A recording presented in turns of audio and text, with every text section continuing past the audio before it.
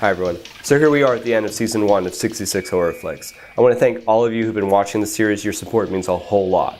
So here we are with our final episode of the season, and it's the week before Halloween, so I wanted to pick the perfect movie to go out on. Something with great music, amazing special effects, evocative cinematography, arresting performances, and at least one truly unforgettable same-sex vampire love scene. So today we're talking about the late great Tony Scott's seminal vampire thriller, The Hunger. When we talk about the contemporary incarnation of the vampire myth, obviously we talk a lot about Anne Rice's vampire cosmologies, the odd undead comedy, one very influential role-playing game, some standalone feature gems, a couple notable TV series, and of course, one young adult quadrilogy which is now thankfully faded from most of our collective memories. But very near the beginning of this latter-day renaissance of angst-ridden Nosferatu, we have this somber masterpiece of a film crafted by a novice feature director who would go on to become one of Hollywood's biggest players for 30 years. Tony Scott took Whitley Strieber's novel and created a dance of light and wind and blood that evokes everything great about 1980s music videos without ever falling into being a mere visual spectacle. In a luxurious New York townhouse, Miriam and John Blaylock, a pair of impossibly attractive vampires, bring home young victims to seduce and then kill and feed upon to sustain their immortality. John, played by none other than rock icon David Bowie, is several hundred years old, while his sire Miriam, played by Catherine Deneuve, is something closer to 6,000.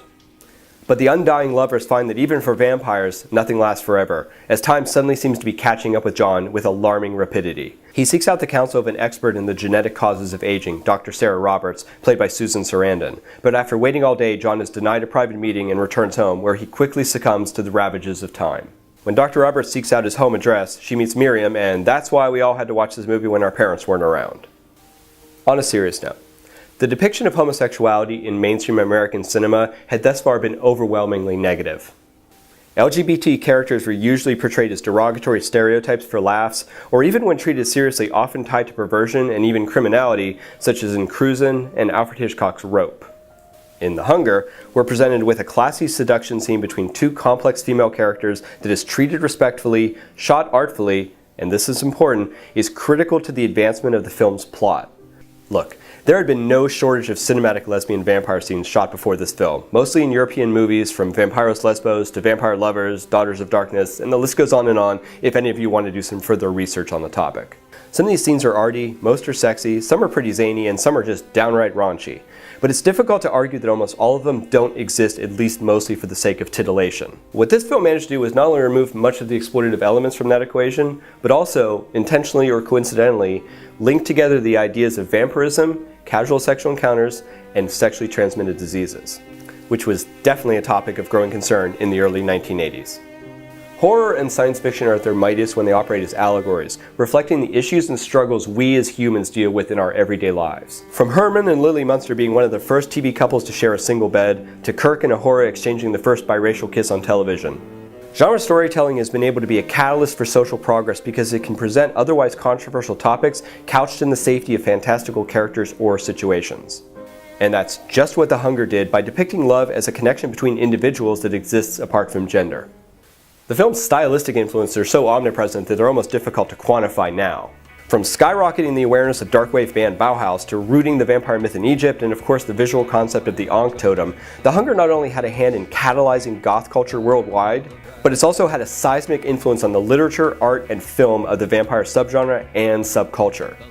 The Hunger presents a unique concept of vampires, separating them from the classic European myth of the walking corpse, and depicts them as a separate race which split from mankind in the distant past, a kind of subspecies, and that's something that's been adopted in many other vampire iterations since. This is also the first presentation I remember seeing of the vampire as a kind of serial killer, amassing a horde of victims, and that's one more concept that has sprouted an untold amount of tributes and imitations. Finally, you can't talk about The Hunger without mentioning that the combination of Dick Smith's makeup and David Bowie's performance as the rapidly decaying vampire has never really been matched with practical or digital effects since. It remains one of the great cinematic testaments to what excellence in makeup, camera, lighting, and performance can achieve together. That's all I got. We've reached the end of this episode and this season. I want to thank you all again for watching 66 Horror Flix. We'll see you in 2018.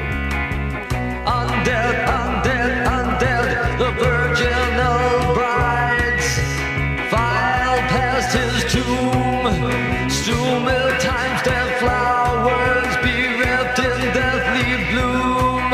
Alone in a darkened room. The Count.